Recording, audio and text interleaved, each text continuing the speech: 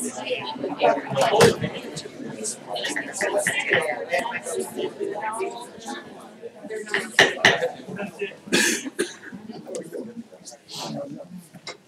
you all for coming on September 12th, Hoover Board of Education. If you choose to join us, Ms. Tosman will lead us. Thank you, Lord, for who you are and what you mean to us. Thank you for allowing us to come and meet tonight. Please be with us as we make decisions for the children in our school district.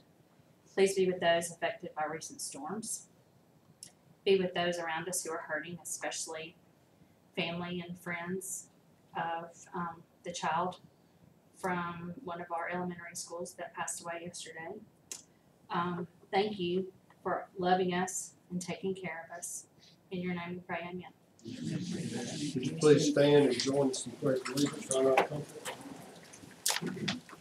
Pledge allegiance to the flag of the United States of America and to the republic for which it stands, one nation, under God, indivisible, with liberty and justice for all.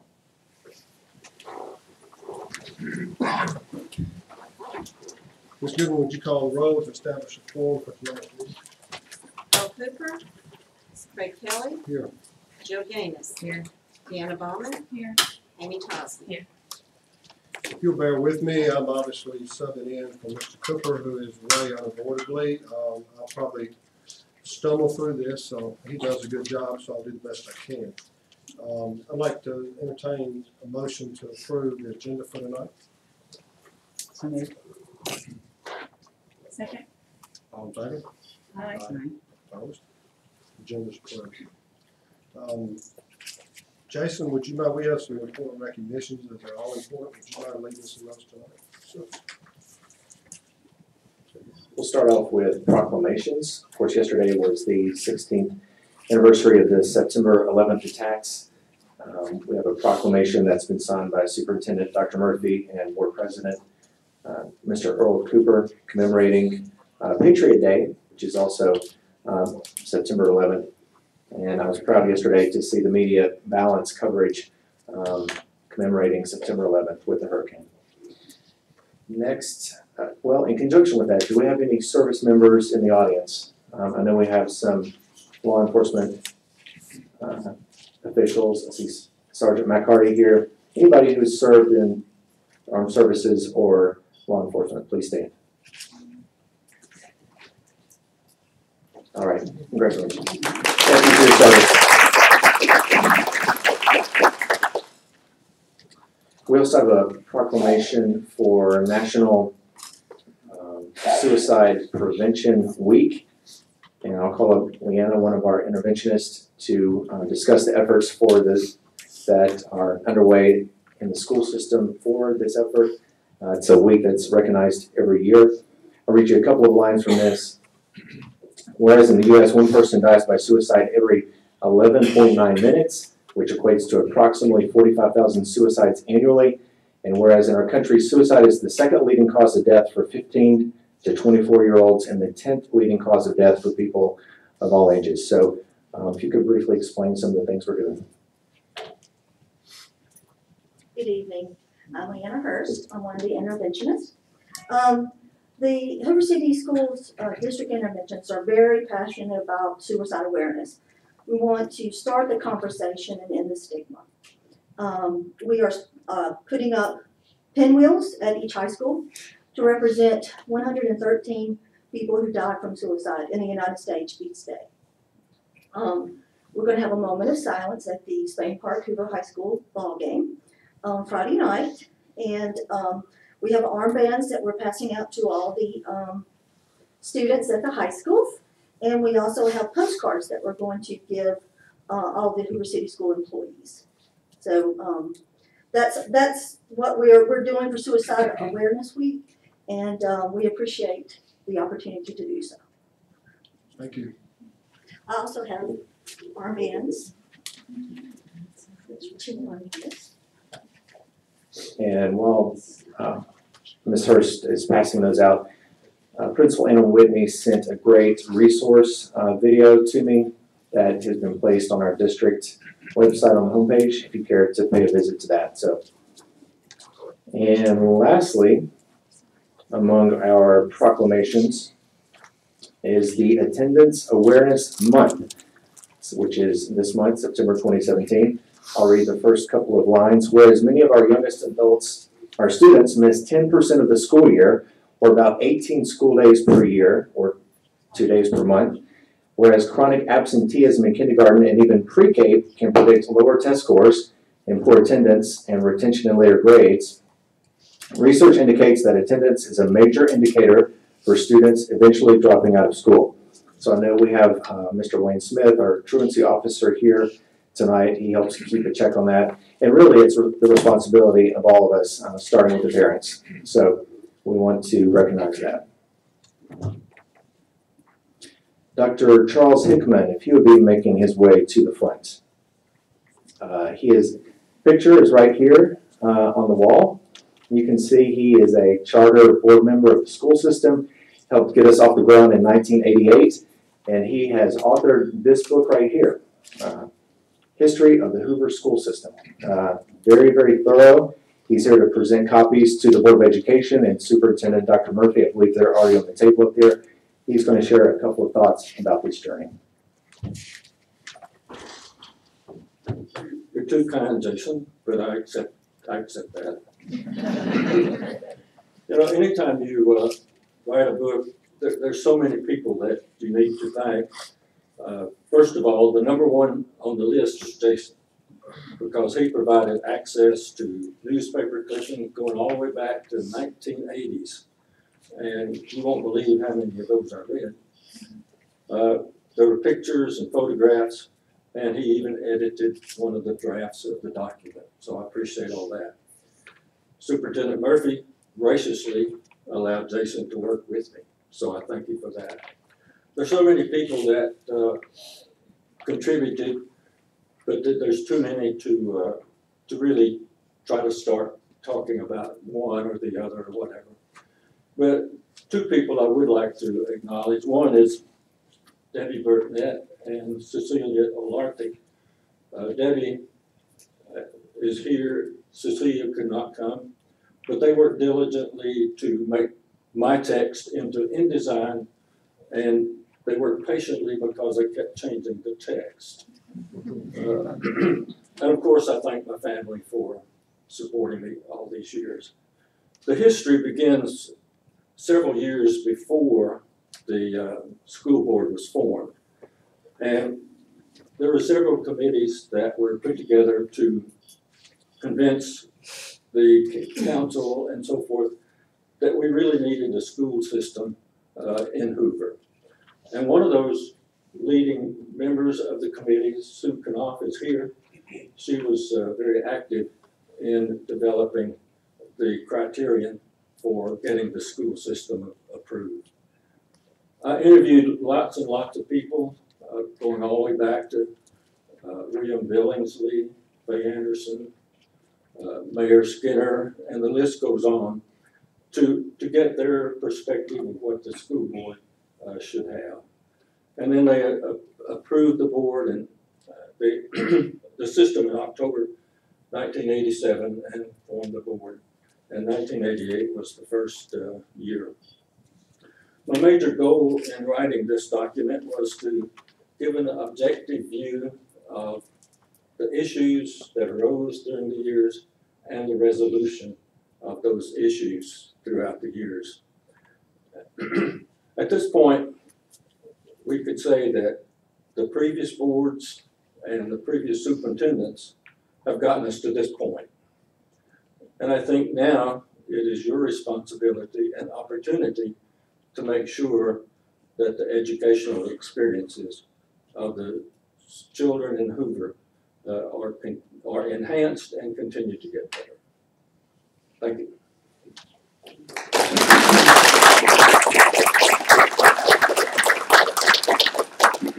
I'd like to say with Dr. Hickman, his job is not over. We've had many conversations about CTE, career technical education. He's an excellent resource. He is a PhD and I think still employed at UAB. I'm not sure the position there, you could correct me, but I'm he's an adjunct professor at UAB. See, so he's still working for us and several phone calls. advice as we've gone to Mercedes and some of the other automobile manufacturers. I readily call or email to get some advice before I dare go. So thank you, sir. I want mine autographed. I do too. Oh, did you get yours already? And I think as complex as our history is, it takes a PhD to distill it down to this. So, very good work. Also, his family is here with us tonight. If they would stand, some people may not know he is the father-in-law to Mac Hardy, who is with us tonight. So.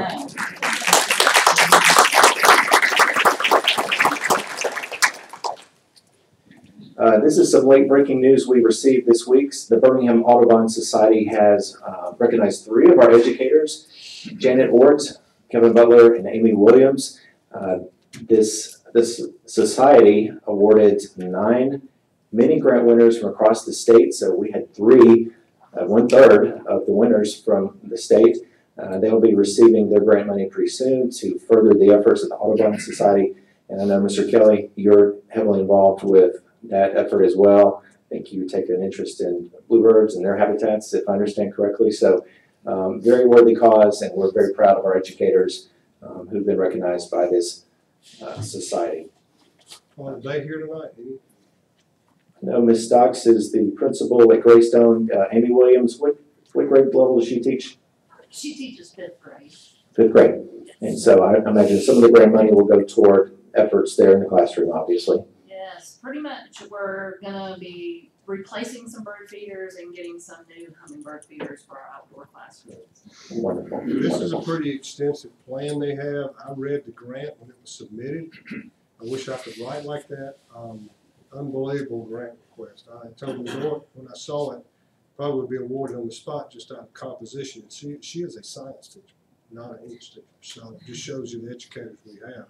You'll hear more about this. They will present. It's not just bluebirds, it's non-game wildlife. It's to do with the bats. We have endangered species on our campuses. We have the Cahaba River. So this is a pretty detailed project to take care of non-game wildlife. And it includes hopefully saving some trees as the city develops along the way. So doing a great job. And Craig has donated significantly to this cause, so I want to acknowledge the fact that not only is he interested, he certainly provided some resources, and we appreciate you doing that. Thank you. Very good. This time we'll call the Executive Director of the Hoover City Schools Foundation, Janet Turner.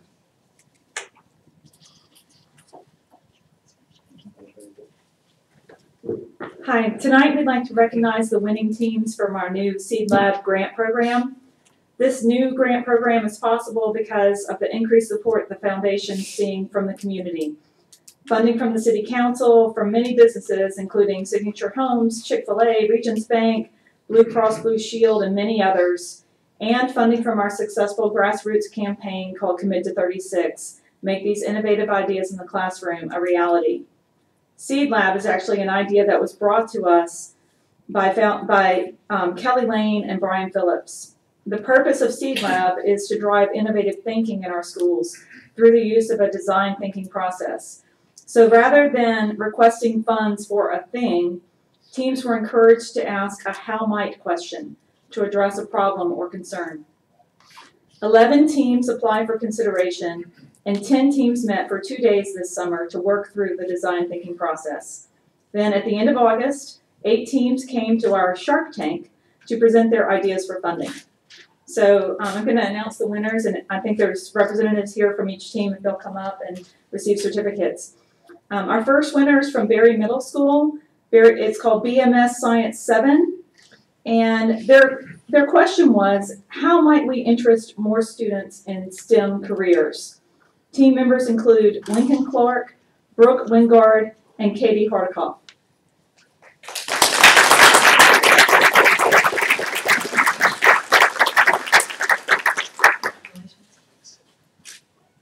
Thank you.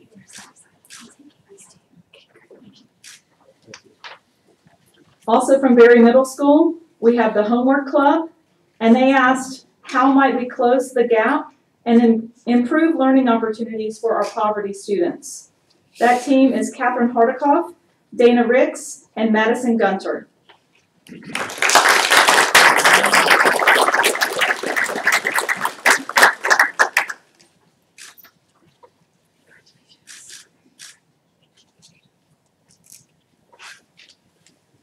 Bluff Park Elementary School, we have a team called Bluff Park 5th grade.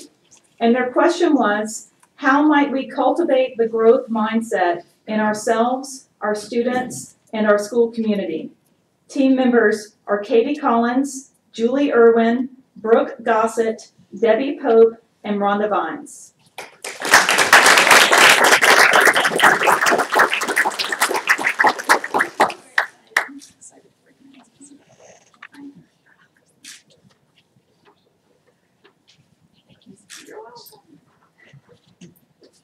I think I got two. Congratulations. You're welcome. And finally, from Hoover High, we have Team Impact. And their question was, how might we implement design thinking in the classroom to drive relevant learning for our students? Team members are Christy Loudon, Amy Tu, and Kristen Westwood.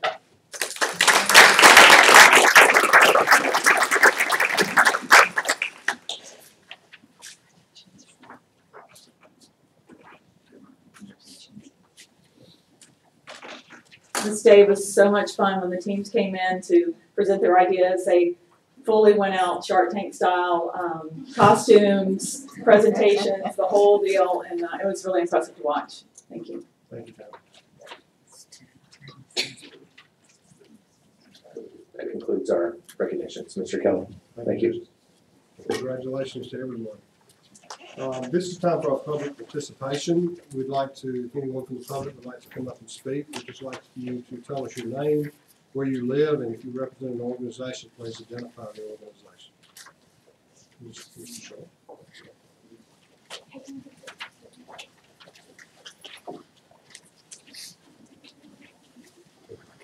My name is Robin Schultz. I live at 348 Albemarle Drive, and I had not planned to speak tonight. However, shortly before coming here tonight, I got a call from my grandson, who's a third grader at Gwynn Elementary School. And he asked if he could join the unicycle club. I said, well, that sounds interesting, but you don't own a unicycle. And he said, well, they provide us with one. I said, well, how much is it? He said, $20 a month. Well, that's a pretty good deal for a unicycle club, but how about the chess club instead? And he said, well, the chess club is $90 a month. I said, no, that's not possible. It's $90 a month seems like a lot of money. When my children went through Bluff Park Elementary, it was a before or after school activity. But it turns out now it is $90 a month. I had the entry form sent to me. And when I said that to one of the administrators tonight at the meeting, they were not aware of it. They said, wow, $90 a month is a lot of money for something like that. A lot of kids can't afford it. And I think my message to you tonight is on clubs like that, especially clubs that are going to teach children something like chess. I think that some vetting would probably be in order. The karate club is $40 a month. And they're getting, some karate instruction. Chess, $90 a month seems a little excessive. I'd ask you to vet things like that and perhaps look at the school giving some instruction on that versus something where $90 a month for some kids is not going to be an affordable thing. And I think we can all agree that something along the lines of chess, that's an instructional thing that we may want to look at. I did ask about, when I called the individual that ran the school, I asked him about scholarships. They do offer some scholarships, but they're not going to be able to offer scholarships for everybody. So my message to you tonight is, for that is, please make sure that some vetting takes place to make it affordable for all kids. Remember, 26% of our kids are on free or reduced lunch. They're never going to be able to afford something like that. Thank you. Anyone else? Dr. Murphy, do you mind taking a look at our action item? Yes, board members. You had minutes from our regular board meeting, August 15. I recommend your approval, please. We have a motion to approve the minutes from the prior board meeting. Second. Second. All in favor? Aye. Opposed? Passes.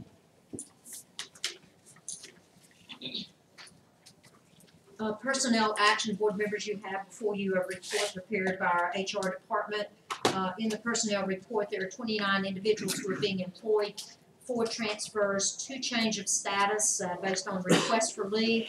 There are 7 requests for leave of absence, 9 resignations, 1 retirement with 11 years, and 11 bus liability insurance waivers. I would recommend your approval, please. Do I have a motion to approve the personnel report? So moved. All in favor? Aye. All opposed? Personnel report passes. I would also ask you to take a look at the business actions. There are 3 requests that I'll make of you. One is to approve our monthly financial statement for July 2017, the cash disbursements for July 2017, $2,666,304. Our payroll for August 2017 for $7,180,432. I would just make a couple of comments about our monthly financial statement. This is a summary financial statement. It includes our general purpose financial statements that ended with the month of July 31. This is based on reconciled statements through the month of July of this fiscal year. Represents 10 months in the fiscal year. And as a result, about 92% of our revenue that we'll receive has been received. There is a favorable variance for us of $4.1 million. The reason for that variance is due to the increase in the sale of fixed assets such as the Old Berry property, state funding, tax receipts, city allocations, and our investment interests are also giving some evidence of improvement. The 2017 general fund expenditures are $823,000 more than comparable period for 2016, and that's based on our use of capital outlay monies for both turf and track at our 2 high schools, roof replacements at Rocky Ridge and Simmons. We have also purchased some additional buses, technology costs. You see some of the things that are associated with that increase. 2017 special revenue expenditures, $740,000 less than comparable period 2016, and that's due to some of our reduction in travel, reduction in contract services, equipment purchases, repairs, materials, and supplies. I would ask board members if you would please approve those 3 business action items. Could I have a motion to approve the business action items per the superintendent? So moved. Have a second? Second. Any questions from the board? Any questions from the public? All in favor? Aye. All opposed? This passes. Board, I would request your approval of our proposed fiscal year 2018 budget. In compliance with Alabama law, we've had 2 opportunities to speak to our public about our budget. We've had 2 public hearings. You've had an opportunity to hear those presentations, pose questions, as has our public.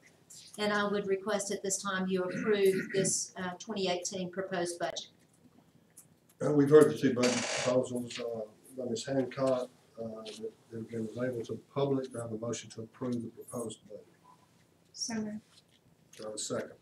Second. Are there any questions from the board? Any questions from the public for either us, Ms. Hancock, or the board, or the superintendent? All in favor? All opposed? Your budget passes. I do want to just take one more moment to commend the work that has taken place on everybody's part as it relates to this budget. I think we probably should be a bit celebratory in the fact that this is the first time, as Tina has said so well in the last 2 hearings, this is the first time in 13 years that this board has looked at a budget that is not a proposed deficit budget, but actually to the good about $3.3 million. It has come with some angst and some pains. It has impacted our business, but I do not believe that we've in any way compromised the well-being of our students and their education. But it indeed has been a work in progress, and I'm proud for us to be at this point. Thank you for your work and your department's work and all departments' work. Some of you weren't here earlier today in the required budget hearing. If you look at the projected deficit we would have had in the 17 fiscal year ending, and you look at the projected budget going forward, that's a $4.2 million swing if you take what we're projected now as to what the actual will come about very shortly at the end of this month. So, and like Dr. Murphy said, there were a lot of concessions made, none to our children, but a lot of the staff, the teachers. So we've become very, very frugal. I believe in 2014 we projected to lose $14 million on the projected budget. That won't last very long with the cash reserves, and now we're faced with bond principles that will be increasing in a couple of years. So we don't have money to throw away, and I just want you to know that it's all being watched very carefully.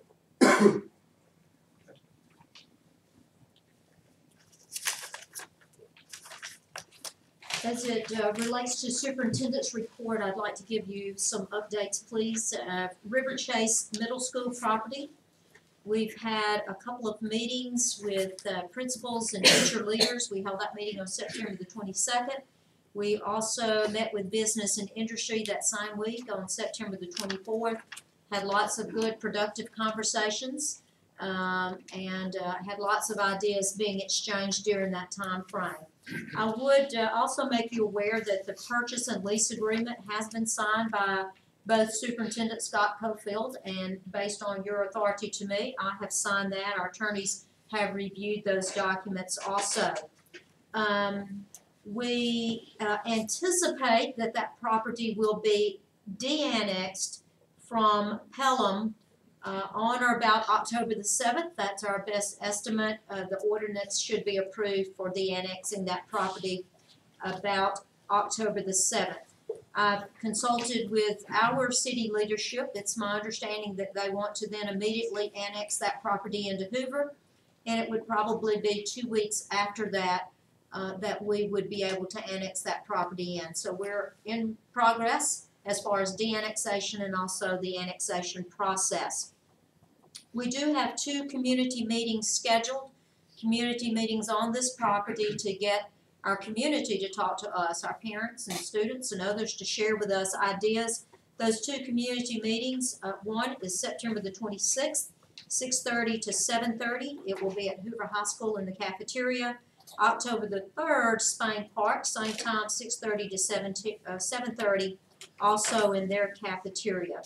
And board members, I think there's been some informal conversations and maybe to be finalized by us that as a board, you all want to go and take a look at the Academy of Craft Training, which should give us some additional ideas about career development, workforce development, and maybe some ideas that that would generate for us as we continue to think thoughtfully about the use of this property. So, questions about our middle school, River Chase Middle School property? At what point is it our responsibility for maintenance, for insurance, for security? I mean, we've got a gap of 14 days. I'm sure that's been well thought out. At what point are we responsible for the topics, maintenance, security, It's my understanding, and Whit, I may need a pitch to you before I act like the lawyer in the room. Do you want to answer that? I don't know because we didn't work on the contract, so I'm not exactly sure when the contract would close. Ordinarily what would happen is, and it looks like the de-annexation and annexation are probably happening separate and apart from the closing. So ordinarily you wouldn't assume responsibility for maintenance, upkeep, etc. until you actually close on the property. Is that the way that it's structured? It is. October 1 is the date by which we need to identify to Pelham Board of Education if there are any outstanding issues.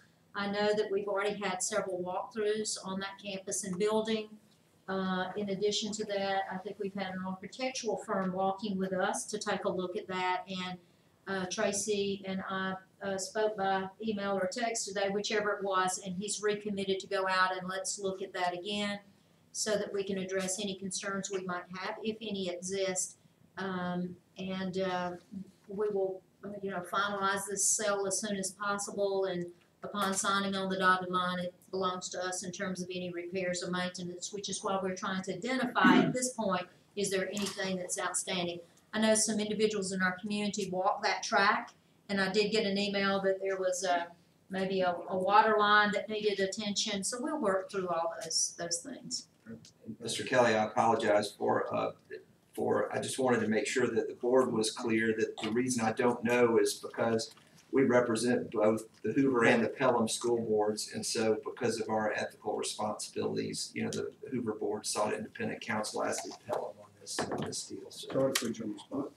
no, it's okay. We will, trust me, we will be completely and fully engaged once again, once the board closes on the property and we move forward. Thank you. I also want to give you an update on Artist on the Bluff. We've had multiple conversations at several different board meetings as it relates to Artist on the Bluff.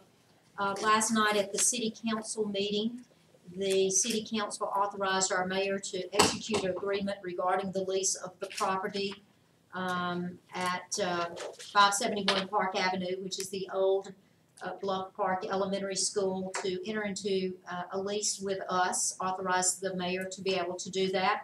That did pass with a 4-3 vote. There was a second resolution of that, and that was a sublease with the Artist on the Bluff, and that particular motion failed by 4-3. So we are continuing to have some conversations about what does that mean, what's its impact on us, and how do we move forward for the well-being of all of in our community. So just an update on Artist on the Bluff. Board members, you'll find in your documents that there's a school fiscal accountability document for your review, and would ask that you take a look at that. And if I may then ask Dr. Tara Simmons to come up and talk to us about 2 proposed school calendars, or actually I should say that differently, 2 years with 3 different proposals for those years. We've had some conversation in years past about the benefit of having a 2-year calendar versus maybe the disadvantages of having a 2-year calendar. But what we wanted to do is to come back to you with a proposed calendar for 18-19 and a calendar for 19-20. This is not for you to approve this evening, it's just simply to share with you. And Dr. Simmons, I won't steal any more thunder, let me pitch it to you. I'd like to recognize the calendar committee for this year. Tracy Walter, Dr. Dodson, Sean Colosimo, Steve Marshall, Melinda Bonner, Don Hewlin, Dr. Deborah Smith, Jason Gadsden, Dr. Kimberly White, Melissa Hatter, Dana Ricks, Mary Veal, Christine Hoffman, and Shelley Shaw. So we had a good representative group from elementary, middle school, high school, and also parents that were on the committee. The committee came up with 3 separate calendars for 18-19 and 3 for 19-20. The calendars will be placed on the website for people to vote on through next Monday, and then we will look at the results and have a calendar to recommend for 18-19 and 19-20 at the October board meeting. May I request that we give them just more time than Sure. that? Because that's a short window, so I'm sorry I didn't suggest that earlier, but maybe we leave that out there because we'll be bringing this back to you to ask you to vote on in October. So we very well could give them maybe 2 weeks to take a review of that, if that's okay with your committee. That'll be fine. Any questions? Will this also be sent out, the email to let the parents know? Jason normally does that. Post on the website, we can send out an all-call email, let our parents know, let them know how to get to the site to vote. Our personnel will have an opportunity to vote on this. Board members, if you will take a look, you certainly may have thoughts about this also. Thank you. Thanks. We will ask that you vote on the 18-19. I would love for us to consider a 2-year, so our community has, and again, remember, anything that we vote on, if it needs additional attention as we go forward, we can always do that. So we'll bring that back to you in October. Dr. Dotson, would you give us an update on our enrollment numbers? We just keep it growing. Here we do. It has slowed a little bit, but we are still growing. I think the report that I gave Dr. Murphy last week was dated September 7th. I did have time this afternoon to run one today, and we are at 13,983 students. So we are getting ready to cross that 14,000 line really quick. So it has slowed, but they do keep coming. and we're continuing to monitor staffing levels appropriate to that. Dr. Dodson, when is the ADM taken, or has it been taken? It's 20 days after Labor Day, so we're in that period right now when that counting is going on. Which means the count taken for some of the funding is based on the count at that time. So it's important, obviously we're glad to have the children, but especially not outside that time. Absolutely. We can get them enrolled within that 20-day period, and we know we'll have funding at least next year for those students. Yes, sir. Thank you. Mr. Kelly, our next board meeting, regular board meeting will be on October the 17th at 5:30. That is an adjustment. I'm sorry, did I jump in there? No, just looking at their reaction. No, please. I have a conflict with SSA Fall Conference, and so that's the reason for the adjustment in the schedule. And I think when we presented the dates to you all, we may have at that time acknowledged that that's a conflict that I have that pushes us to October the 17th. Board members, I'd also like to ask you at this time if you would vote to go into executive session. We need to consider a matter that is properly viewed as confidential on the Alabama Open Meetings Act. This particular matter is specific to real estate. And so, board, just as a reminder, we must first vote whether we're going to adjourn to executive session. And the vote of each of our members needs to be recorded in our minutes to make that a legal process. We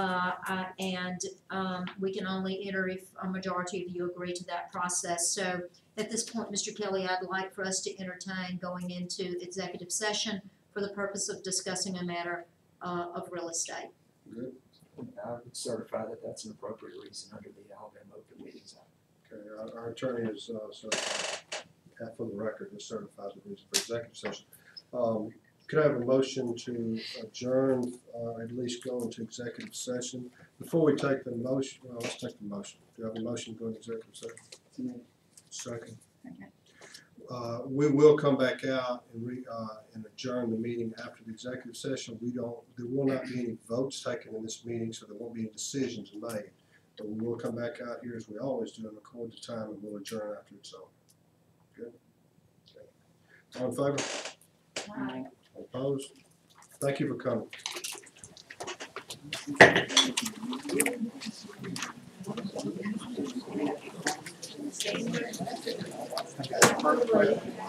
Yeah.